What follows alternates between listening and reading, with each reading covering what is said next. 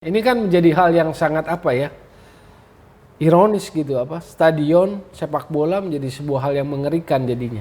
Sebetulnya prinsipnya kan sepak bola bahkan satu nyawa pun nggak boleh hilang. Kita insan sepak bola nggak ingin sepak bola mati, tapi dengan kejadian seperti ini karena skala korban jiwanya yang begitu sangat besar menurut saya sih keputusan itu sangat tepat. Tepat ya. Ini kan mencoreng muka lah. Noda yang paling kelam dalam sejarah sepak bola dan bukan hanya sebuah tragedi buat Indonesia tapi tragedi sepak bola dunia ini. Penyederhanaan, seolah-olah tidak ada empati, tidak ada simpati pada korban jiwa yang begitu banyak. Jadi menurut saya dalam situasi yang sangat sensitif ini, mohonlah sekjen itu harus berhati-hati dalam bicara.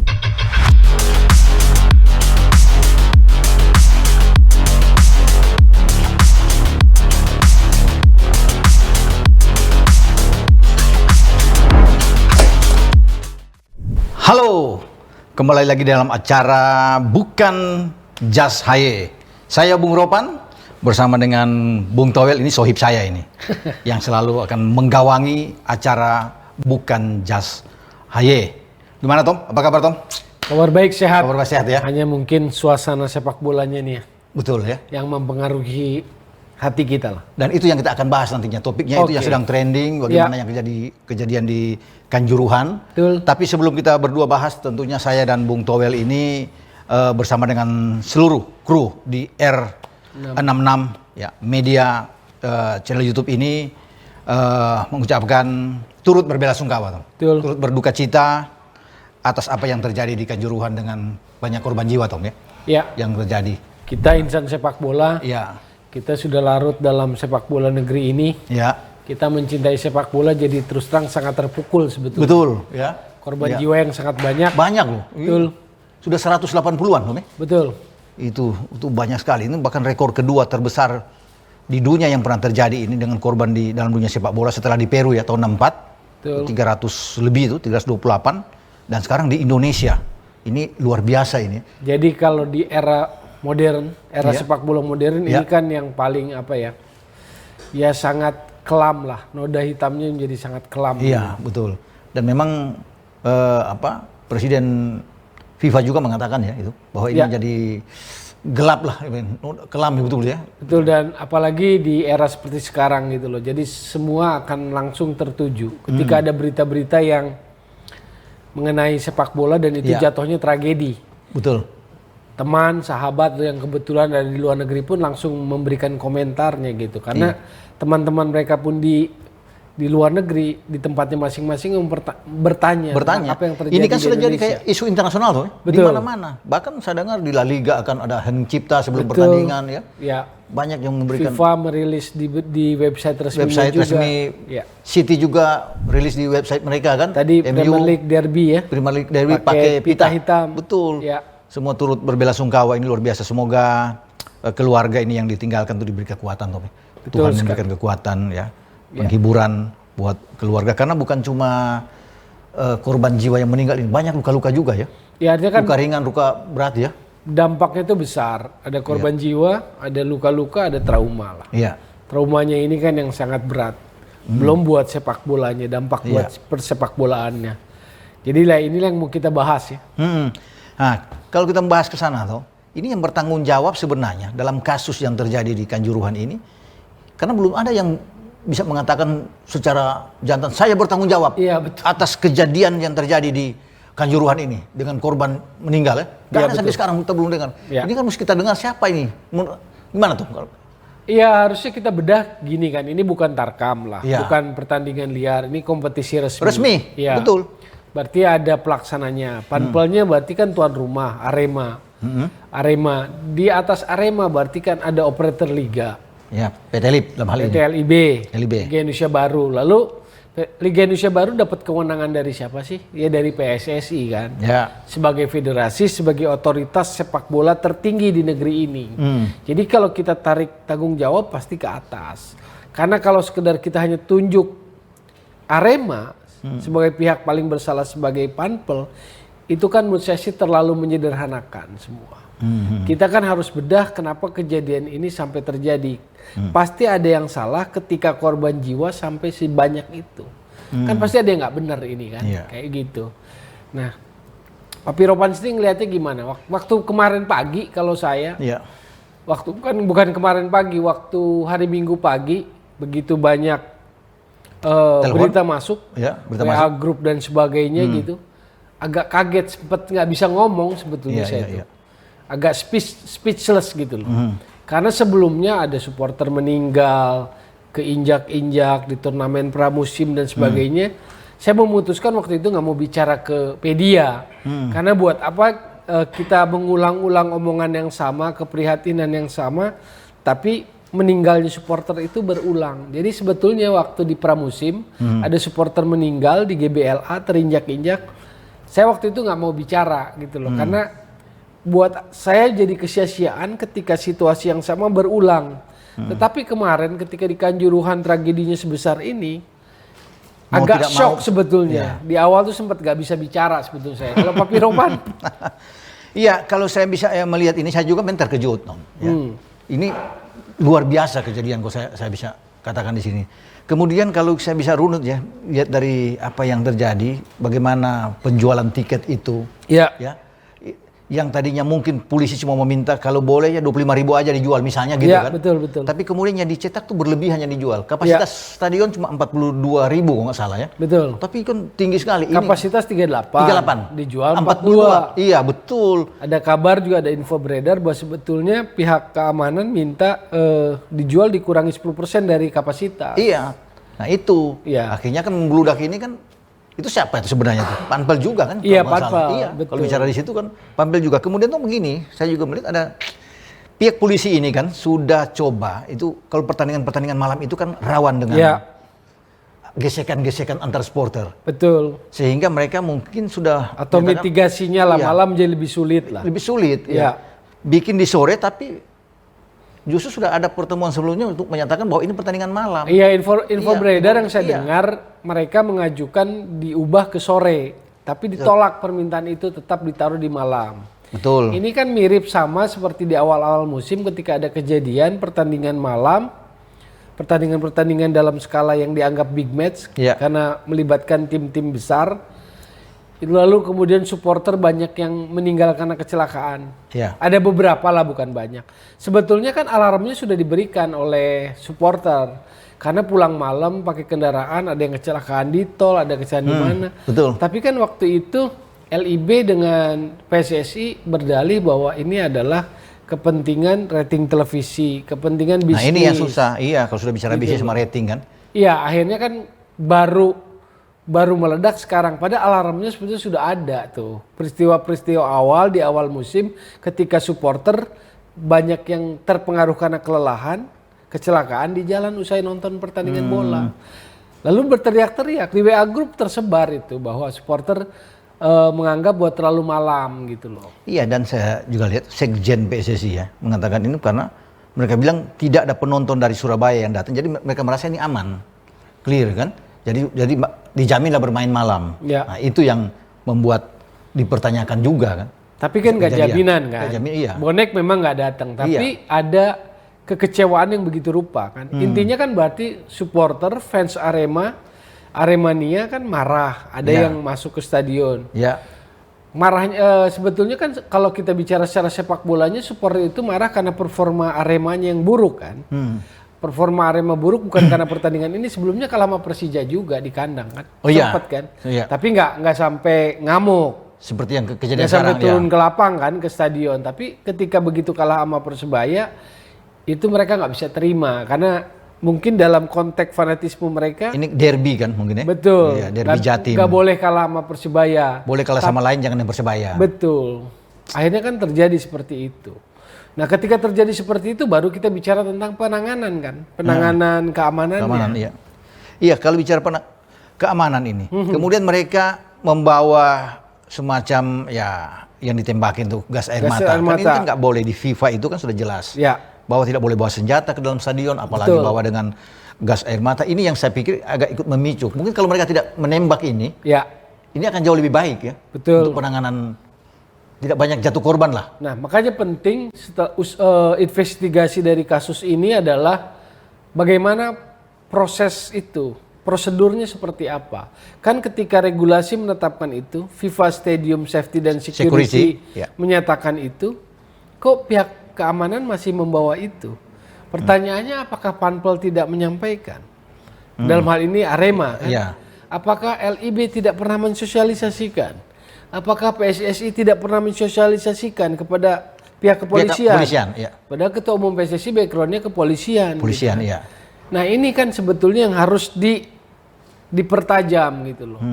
Kan kalaupun menjelang pertandingan ada namanya rakor, rapat-rapat koordinasi antara Panpel dengan keamanan setempat. Itu harus, itu wajib. Iya. Level pertandingannya butuh berapa personel kan seperti itu. Lalu apa? Itu tadi apa yang boleh, apa yang tidak. Karena wilayah sepak bola kan yuridiksinya kan yuridiksi FIFA dalam artian bahwa regulasi FIFA lah yang jadi anutan kan begitu. Tapi nggak mungkin lah kalau mereka nggak tahu ya, pasti sudah diberitahu. Tapi kan kita nggak tahu juga. Ya. Apakah PSSI sudah memberikan semacam apa edukasi sama mereka tuh sosialisasi buat gitu, mereka itu ya. Nah ini yang perlu. Atau PT LIB kan sudah memberikan, kan harus pertanyakan dulu. Ini perlu dipertegas nanti seperti itu. Kalau sampai tidak dibunyikan atau tidak dideliver, maka ini menjadi sebuah kesalahan yang fatal dalam pengelolaan pertandingan sepak bola profesional. Iya, kalau kan pertandingan yang banyak ini ya, itu melibatkan ribuan ya penonton katakan ya, di atas 10.000 dan keamanan itu cuma 2.000 biasanya, 2.500 kan tidak seimbang sebenarnya dengan kan tergantung apa namanya siapa yang bertemu, bobot atau kalau ini kan level, iya betul. Iya. Ini adalah levelnya, pertandingan yang istilahnya level sensitivitasnya tinggi. Gampang gesekannya itu betul terjadi. Nah terkait yang tadi, kenapa kita perlu mempertanyakan soal pengamanan, soal apakah regulasi itu dideliver PSSI kepada partner keamanan, karena kan sebuah kompetisi itu ada regulasi. Pasti. Ada regulasi pertandingan. Ya. Nah, dalam regulasi pertandingan yang dikeluarkan oleh PT LIB terkait Liga 1, nggak ada itu penjelasan atau keterangan pasal khusus yang menjelaskan tentang pihak pengamanan itu. Dalam hal ini aparat keamanan nggak boleh bawa, itu nggak ada di regulasi. Nggak boleh bawa senjata atau di regulasi pertandingan. Nggak ada itu? Nggak ada. Kalau kompetisi kan selalu ada regulasi. Kan itu yang nggak di FIFA harusnya kan tinggal diturunin aja kan. Itu nggak ada. Tapi yang di supporter ada. Jadi yang di supporter nggak boleh bawa flare, cerawat gitu, atau bom asap itu ada pasalnya. Tapi pasal pengaman atau pihak keamanan nggak boleh bawa gas air mata dan penggunaan senjata api itu tidak tercantum di regulasi pertandingan. Mungkin kemarin itu juga harus dicari itu siapa yang memulai ya, yang turun ke bawah ke lapangan itu kan itu yang menjadi permasalahan. Iya, karena kabar beredar dari teman-teman di Malang, katanya waktu ada gas air mata dilepaskan juga lampu dimatikan, jadi situasi makin berat. Nah ini yang juga perlu diluruskan nanti oleh pihak investigasi dan kita ingin mendengar penjelasan itu. Iya. Dan pintu itu masih tutup ya kayaknya tuh. Iya kabarnya kan begitu, kabar beredar. Sehingga orang berdesak-desakan, sesak nafas lah. Betul. Mata perih. Iya, ini kan menjadi hal yang sangat ironis gitu stadion sepak bola menjadi sebuah hal yang mengerikan jadinya. Iya, padahal kalau kita bisa melihat ya, ketika kejadian Juventus sama Liverpool main di final Liga Champions tahun 85. Ya. Itu bahkan kejadian tuh di awal pertandingan loh. Iya, betul. Ya, bukan di akhir pertandingan. Betul. Ketika dinding pembatas itu roboh kan. Ya. Dengan 39 orang meninggal dunia. Korban pertandingan jiwa. Bisa jalan terus ya.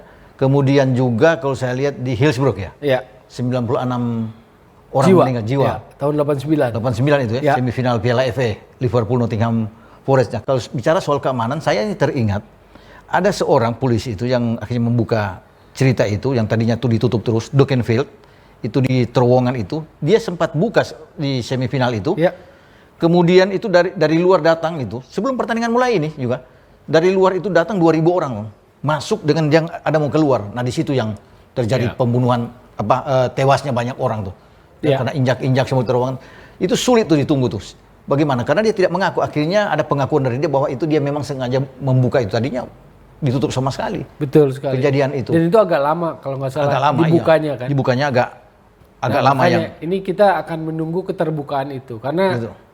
sebetulnya prinsipnya kan sepak bola bahkan satu nyawa pun nggak boleh hilang betul sangat karena atau berarti. untuk sepak bola kan. Iya. Nah jadi kita bukan membandingkan dengan Heysel yang cuma 39. Akhirnya kita nggak boleh bilang cuma. Iya. Karena satu pun kan nggak boleh hilang. Iya berarti betul. Artinya ketika 85, 39 saja sudah mengguncangkan dunia. Apalagi 89 Hillsborough itu 96 mengguncangkan dunia. Apalagi ini jumlahnya yang sangat luar biasa. 180-an. Iya. Ini dan presiden sudah dengan tegas Tom. Betul. Ya.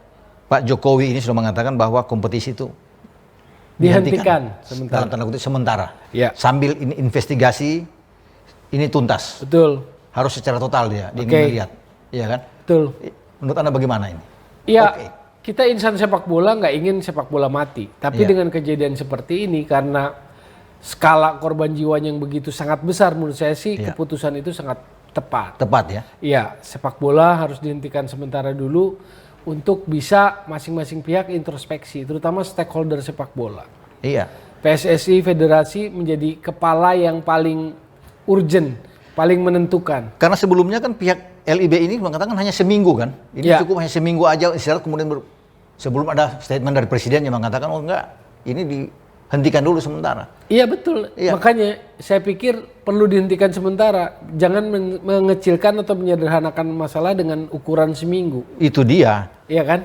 masanya seminggu. Sama waktu jumpa persnya Sekjen PSSI itu ada kalimat begini, ini kejadian bukan karena pertikaian atau kerusuhan antar Kerusuhan antar supporter, supporter, betul, iya. Tetapi karena penonton yang berdesak-desakan, sekian banyak Membludak penonton lah. berdesak-desakan keluar aus pintu. Kan buat saya juga kalimat itu nggak boleh seperti itu dalam artian penyederhanaan. Seolah-olah tidak ada empati, tidak ada simpati pada korban jiwa yang begitu banyak. Jadi menurut saya dalam situasi yang sangat sensitif ini, mohonlah Sekjen itu harus berhati-hati dalam bicara. Lebih bijak gitu loh. Iya termasuk ya, dia mungkin berbicara tentang ini kan sudah kejadian di Kanjuruhan ya. Ya. Mestinya kan ada rasa empati semua. Ya. Jangan ada pertandingan dulu. Ini tetap diadakan pertandingan. Ya. Ya bahkan hari ini juga ada pertandingan tuh di EPA kalau nggak salah ya. Yang masih U18. ya. Ya, tetapi Harusnya semua lah, semua level aja. Nggak boleh ada kegiatan dong Ya. untuk menghormati nih korban Betul. yang terjadi di Malang ini ya. Iya betul. Apalagi skalanya kan ini kan sepak bola modern lah, peradaban yang sudah modern, tapi masih terjadi kejadian seperti ini. Ini kan apa ya? Mencoreng muka lah.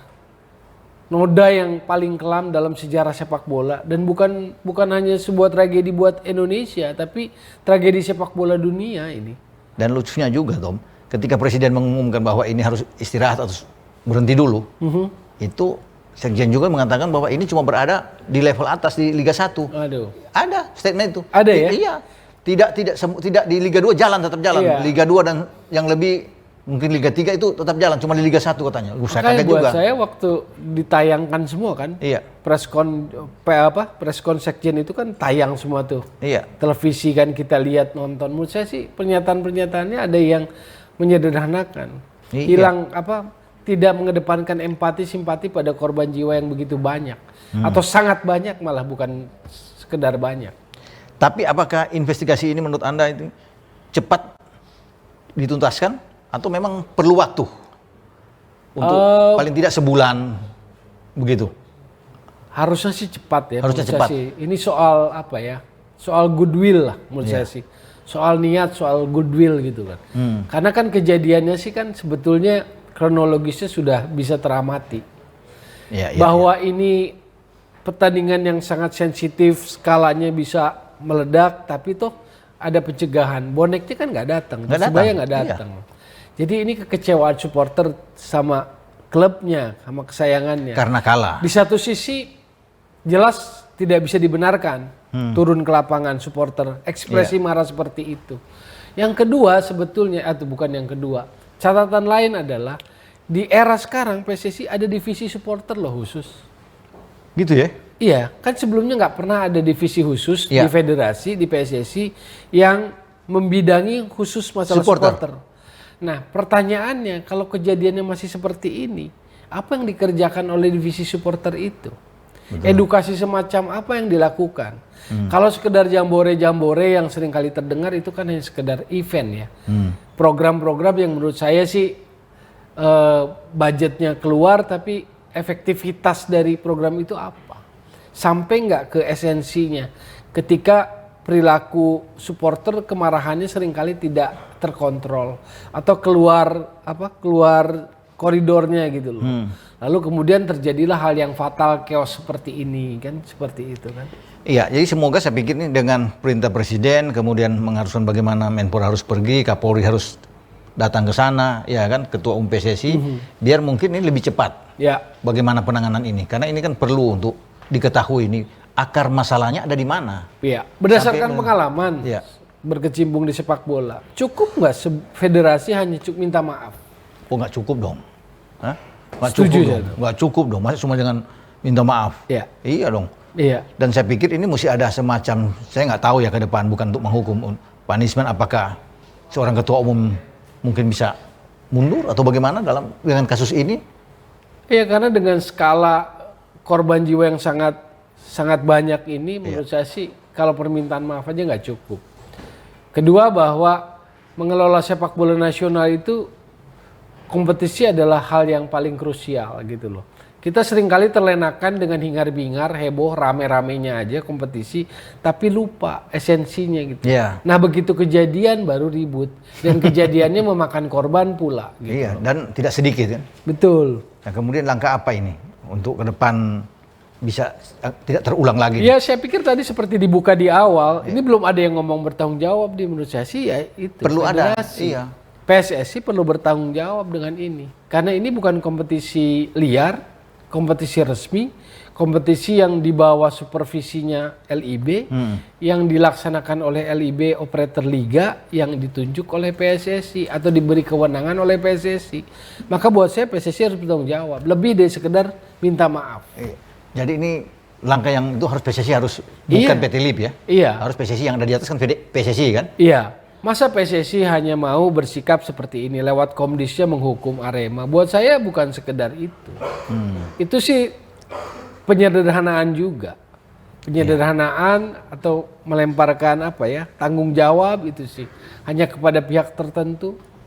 Kalau hanya sekedar itu. Komdis menghukum atau PSSI menghukum Arema. Loh, lalu apa yang dilakukan oleh PSSI dan LIB sebagai lembaga di atasnya mensupervisi nggak pelaksanaan pertandingan itu dengan benar? Kalau prosedurnya ada yang salah, kalau misalnya kenapa sampai terjadi aparat keamanan, pengamanan membawa gas air mata, lalu melakukan itu, gitu kan? Jadi kalau langkah-langkah terus ke depan ini bagaimana Tom? Anda nih untuk perbaikan semua di kompetisi kita, kemudian agar tidak terulang lagi kejadian seperti ini, apakah regulasinya harus diperketat atau bagaimana? Regulasi kan sudah ada, hanya bisa gak diimplementasikan. Seperti saya bilang tadi perlu dicek tuh di regulasinya. Apa yang disebut di regulasi FIFA tentang security and safety stadium, itu harus diimplementasikan juga. Nah kalau kenyataannya ada para pihak yang nggak tahu atau tidak diberitahu, tidak dideliver tentang regulasi ini kan yang fatal. Betul. Dan kejadian-kejadian ini pasti akan muncul. Nah itu yang tidak kita inginkan. Iya, itu dia. Supporter meninggal, berapa banyak korban? Karena ini kan terjadi bukan sekarang loh. Betul. Sudah dari lama sudah banyak kejadian-kejadian penting. Itu dia, kalau kita hanya bisa memberikan sekarang, oke, mereka ini ada efek jerah. Tapi bukan tidak mungkin tahun depan mereka terjadi lagi kan? Betul. Hal yang sama. Iya. Jadi buat saya publik kan kehilangan trust pada pengelolaan kompetisi. Di kompetisinya, di pertandingannya kadang nggak percaya pada perangkat pertandingan, pada wasit. Pada pelaksanaan kompetisi banyak ternyata yang bolong-bolong, ada kelalaian, ada kecerobohan. Kan di regulasi saya ingat betul yang namanya regulasi pertandingan kompetisi. Pelaksana atau pertandingan atau tuan rumah itu harus menjamin keamanan dan kenyamanan tim tamu, lalu perangkat pertandingan dan juga penonton, supporter itu harus dijamin keamanannya. Gitu ya? Iya. Itu di regulasi itu ada. Berarti kan semua harus dicek itu. Cuma kalau PSSI nanti ujungnya hanya tunjuk pihak yang salah, menurut saya nggak cukup. Tunjuk Arema itu nggak cukup, saya pikir. Arema sih jelas salah. Sebagai klub, sebagai tuan rumah, sebagai panpel jelas salah. Tapi kalau LIB-nya lepas tanggung jawab, PSSI-nya lepas tanggung jawab, menurut saya nggak fair. Itu ya. Iya. Berarti nggak fair ini kalau sudah melepas tanggung jawab. Iya. Berarti harus ada orang yang bertanggung jawab di sini. Iya, menurut saya sih. Artinya lembaga tertinggi dong. Iya. Dalam hal ini bertanggung jawab. Nah, apakah ini ada efeknya untuk kita kan tuan rumah, Tom? Iya. Tahun depan U20 Betul. pialunya. Bagaimana FIFA melihat ini? Sangat mungkin ada efeknya. Oh begitu? Iya dong. Iya dong, sangat mungkin menurut saya sih. Ini kan sesuatu yang menjadi hal yang sangat buruk di sepak bola. Dan Iya. FIFA sangat concern pada itu. Artinya kekerasan korban jiwa itu sesuatu yang tabu lah. Iya. Zero tolerance lah FIFA terhadap hal itu. Dan Indonesia bukan baru saja, akan dipercaya sebagai tuan rumah di dunia U20. Iya. Nah, buat saya harusnya kalau kita bersikap sebagai federasi, sebagai PSSI, diberi kepercayaan jadi host tuan rumah, harusnya double check dalam pelaksanaan pertandingan. Karena apa double check itu? Makin aware, makin waspada dalam pelaksanaan pertandingan kompetisi, karena FIFA kita dalam sorotan. Iya. Mampu nggak kita kelola pertandingan, mampu nggak memberikan keamanan, mampu kan memberikan jaminan yang baik dalam pelaksanaan pertandingan. Kalau seperti ini kan ini image yang buruk, citra yang buruk Iya. dalam pelaksanaan pertandingan atau pengelolaan pertandingan. Jadi bukan tidak mungkin ya, itu FIFA bisa turun tangan untuk. Iya, artinya ini kan berarti ada peluang, ada kemungkinan itu, ada tanda tanya besar akhirnya karena celah ini. Kita hanya belum melihat respon FIFA aja, karena FIFA pun pasti akan menunggu kan, Iya, menunggu iya. laporan. Ya, tapi ini kan imbasnya kan karena pertandingan ini terjadi kan di lokal di dalam kita, Tom, Iya. dalam negeri kita. Iya, Berarti kompetisi kita tidak dihukum dong, atau tidak dihukum oleh? FIFA tidak bisa masuk dong ke sini? Enggak, kan? iya. Iya. Nggak boleh Tapi masuk. soal kepercayaan, soal trust, soal image dari sepak bola kita di FIFA pasti pengaruh. Iya. Korban jiwa yang begitu sangat banyak.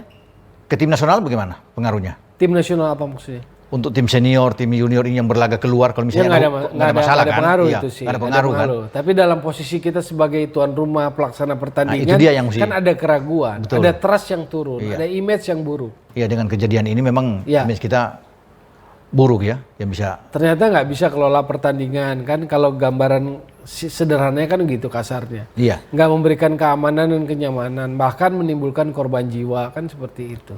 Nah, saya balik lagi nih Tom, ini soal penanganan tiket ini. Ya, Karcis kan yang diminta begini, kemudian dicetak, dijual sekian sehingga membludak ini kan. Ya. Itu biasanya kalau ketahuan katanya ada di aturan itu, ada di undang-undang bisa kena apa ya, denda besar itu ya. ya Kalau pidana dong. pidana kayak itu ya, gitu kalau bisa kalau ada pemalsuan ada pemalsuan tiket atau iya, apapun. bikin begitu kan kalau nggak salah apa di undang-undang nomor berapa, nomor 2 tahun 2002 kalau nggak salah. Ya makanya ini kita nunggu nih, terbuka nggak nih Investigasi ini investigasinya, yang- iya. Apa yang kelalaian di pihak Panpel atau di mana nanti kan semua terjadi gitu loh. Lalu apakah soal regulasi itu tersampaikankah tidak kepada pihak lain? Iya, karena yang banyak yang menanyakan ini kok soal yang Tommy bilang tadi, Tommy bilang regulasi ini apakah sampai apa enggak, itu Iya, kan yang paling iya. bisa ini. Dan ini kan bukan hal yang baru sebetulnya. Iya. Tahun 96 juga tentang gas air mata itu pernah muncul. Waktu kalau 96 zamannya masih Liga Kansas dulu. Jadi pernah ada kejadian yang kemudian isu tentang gas air mata itu nggak boleh itu sebetulnya udah pernah ini. Udah bukan hal yang baru lah di sepak bola. Oke. Tom, ini saya mau tanya nih ya, Ya. Oke, yang terakhir nih, harapan untuk sepak bola kita ke depan bagaimana? Masihkah kita punya harapan? Saya Dengan pikir saya ingin kejadian. sepak bola kita berjalan pada tracknya, ikuti Ya. aturannya gitu loh. Jadi buat saya kadang di sepak bola ini yang hilang adalah kejujuran gitu. Ya. Kalau kita bicara secara etik moralnya ya, Iya. yang hilang adalah soal kejujuran. Saya nggak bicara soal bakat atau apa, karena saya percaya bakat anak-anak kita adalah. Tapi kalau lingkungannya kotor, lingkungannya keruh, sebetulnya itu tadi kita nggak akan bisa tumbuh subur. Akan ada banyak gangguan gitu loh. Begitu ya? Iya kan, ada banyak gangguan tuh ya itu tadi pelaksanaan kompetisi lah, ada kejadian-kejadian fatal lah. Karena semuanya nggak mau patuh pada aturan, nggak mau patuh pada rule-nya gitu loh. Oke, sudah panjang kita ngobrol ini soal apa yang terjadi di Kanjuruhan. Semoga ini tidak terulang lagi. Ya kita selalu bicara itu kan. Selalu kan itu, dan presiden juga mengatakan itu, Tom, Iya. bahwa ini yang terakhir, jangan lagi terulang lagi, karena kan nama bangsa ini yang sampai Tercoreng. keluar ini tercoreng, Iya. yang tidak baik kan, Betul. merusak semuanya kan. Iya. Jadi Makanya saya bilang tadi nggak cukup minta maaf saja. begitu ya. Iya. Wah, ini luar biasa ini. Oke, Kita akan ketemu lagi dalam acara berikut di Bukan Just Haye. Masih tetap dengan sohib saya, Bung Towel. Masih banyak lagi cerita-cerita tentunya kita akan bahas atau kasus-kasus yang akan muncul. Tapi kita ini di acara ini hanya khusus akan membahas tentang sepak bola dalam negeri. Sepak bola Indonesia. Bukan untuk di luar. Oke, sampai di sini perjumpaan kita. Ciao. Ciao.